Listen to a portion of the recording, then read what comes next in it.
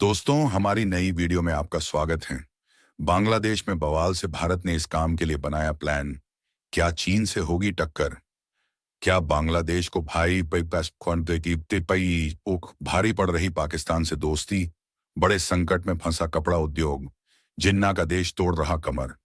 जिस धंधे से नोट छाप रहा भारत, उससे जुड़े लोगों की सैलरी पर बांग्लादेश में आया संकट। क्या अडानी का बांग्लादेश पर 6,711 करोड़ रुपया बकाया? अगर नहीं चुकाया तो पड़ोसी देश पर आ सकता है संकट।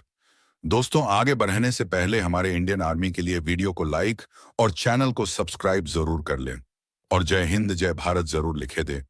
बांग्लादेश में जारी राजनीतिक हलचल और हिंसा ने एक बार फिर से वैश्विक कपड़ा बाजार में भारत को अपने पैर मजबूत करने का मौका दे दिया है।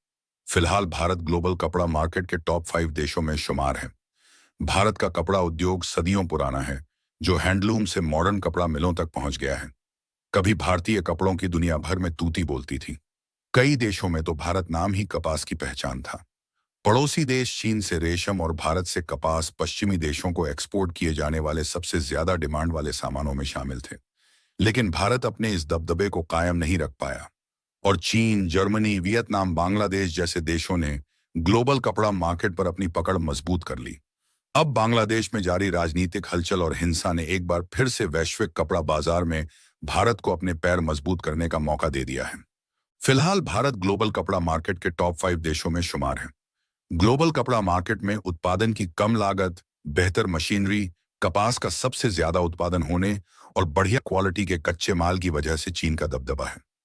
चीन के बाद जर्मनी, बांग्लादेश और वियतनाम का नंबर आता है, जबकि भारत 5वें नंबर पर है।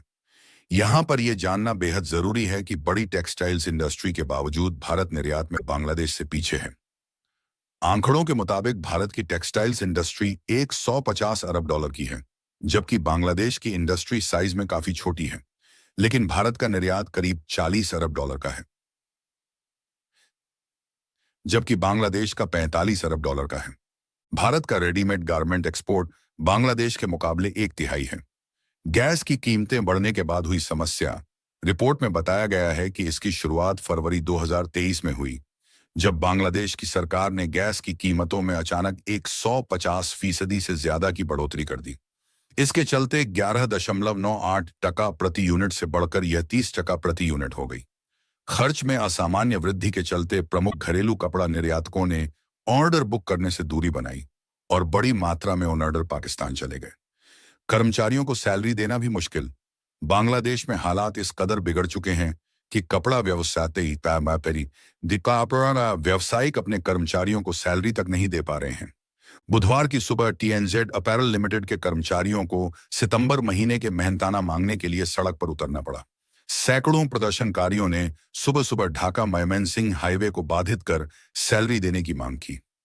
द डेली स्टार की रिपोर्ट के मुताबिक प्रदर्शन कर रहे एक कर्मचारी ने बताया है कि फैक्ट्री में 3,300 लोग काम करते हैं और इनमें से किसी को भी सितंबर महीने की सैलरी नहीं मिली है, जबकि अक्टूबर का महीना खत्म होने को है। भारत को करनी होगी कड़ी मेहनत। सरकार ने 2027 तक निर्यात को 100 अरब डॉलर तक पहुंचाने का लक्ष्य रखा है और उस दिशा में जरूरी कदम भी उठाए जा रहे हैं। लेकिन भारत को ग्लोबल कपड़ा उद्योग में हिस्सेदारी बढ़ाने के लिए नीतिगत सुधार समेत कई कदम उठाने होंगे, जिनमें शामिल हैं प्रतिस्पर्धा की दौड़ में पिछड़ चुके घरेलू उद्योगों को प्रोत्साहन देना, कच्चे माल की उपलब्धता और आधुनिक मशीनरी मुहैया कराना, कम जमीन पर ज्यादा कपास का उत्पादन करना और यूरोप और अमेरिका जैसे बड़े कपड़ा बाजारों में पहुंच बढ़ाना और टेक्सटाइल उद्योग की ब्रांडिंग और मार्केटिंग करना। भारत को बढ़ाना होगा कपास उत्पादन। चीन भारत के मुकाबले कम जमीन पर ज्यादा कपास उगाता है। आंकड़ों के मुताबिक भारत में 1 हेक्टेयर में केवल 460 किलो कपास पैदा होता है, जबकि वैश्विक औसत 780 किलो प्रति हेक्टेयर है। चीन में ये 2000 किलो और ब्राजील में 1800 किलो प्रति हेक्टेयर है। बीते 6 महीने में कपास का भाव 30% घटा है, लेकिन सरकार ने किसानों को घाटे से बचाने के लिए आयात शुल्क ड्यूटी लगा रखा है। इससे टेक्सटाइल कंपनियों को ना तो घरेलू मार्केट में सस्ता कपास मिलता है और ना ही वो बाहर से सस्ता कपास मंगा सकती हैं। ऐसे में कपास की पैदावार बढ़ाने की जरूरत है, जिसके लिए सरकारी मदद, भू समाप्त,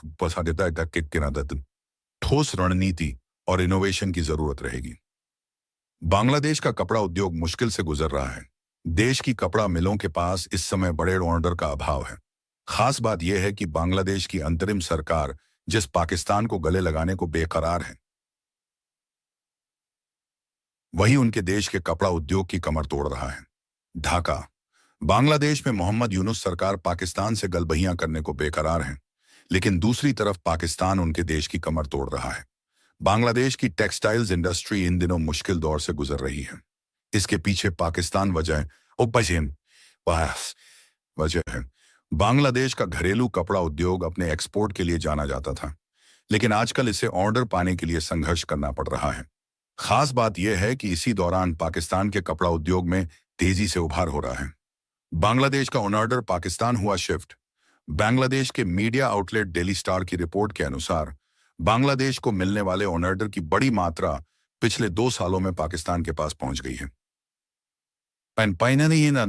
इसमें कहा गया है कि यह बदलाव मुख्य रूप में बांग्लादेश में गैस की कीमतों में अचानक दोगुनी वृद्धि और अमेरिकी डॉलर के मुकाबले पाकिस्तानी रुपए के महत्वपूर्ण अवमूल्यन के कारण हुआ। बांग्लादेश में महीनों तक चली राजनीतिक अस्थिरता का भी इसमें योगदान है।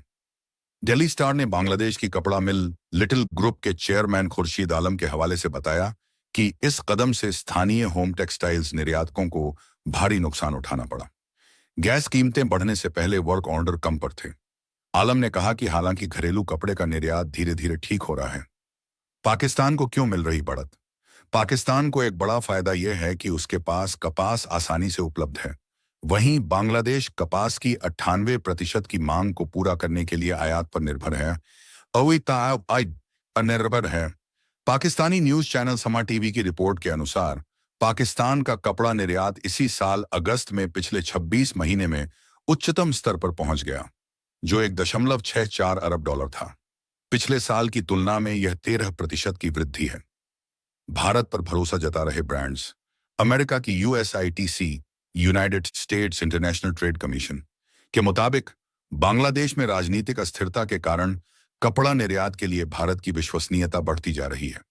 रिपोर्ट में कहा गया है कि अमेरिकी खरीदारों के लिए भारत की राजनीतिक स्थिरता एक अहम फैक्टर है, जिसकी वजह से अमेरिकी ब्रांड्स बांग्लादेश की तुलना में प्रोडक्शन और डिलीवरी के लिए भारत को विश्वसनीय विकल्प मान रहे हैं। अडानी पावर बांग्लादेश को बिजली की सप्लाई करती है। बांग्लादेश पर अडानी पावर का 80 करोड़ डॉलर, करीब 61,711 करोड़ रुपए बकाया है। बांग्लादेश में तख्ता पलट होने के बाद अडानी की यह रकम फंस गई है। जानकारों के मुताबिक अगर बांग्लादेश इस रकम का पेमेंट नहीं करता है तो कंपनी बांग्लादेश को बिजली की सप्लाई रोक सकती है। ऐसे में बांग्लादेश के सामने अंधेरे में डूबने का संकट पैदा हो जाएगा। अडानी पावर झारखंड में लगे अपने पावर प्लांट से बांग्लादेश को बिजली की सप्लाई करता है। बांग्लादेश की सरकार को पूरी जानकारी।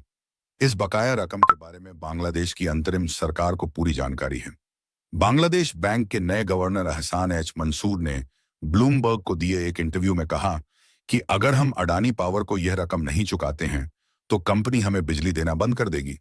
उन्होंने कहा कि अंतरिम सरकार इस मसले के समाधान निकालने की कोशिश कर रही है। फिलहाल अडानी पावर की बिजली काटने की कोई योजना नहीं है। हालांकि अगर कर्जदार और कोयला सप्लाई करने वालों ने अगर कंपनी पर दबाव बनाया तो उसे केडी ये कदम उठाने पीडीजी दे सकते हैं। कंपनी पर पड़ेगा असर। बांग्लादेश अगर यह भुगतान देरी से करता है तो इससे कंपनी के संचालन पर भी असर पड़ेगा।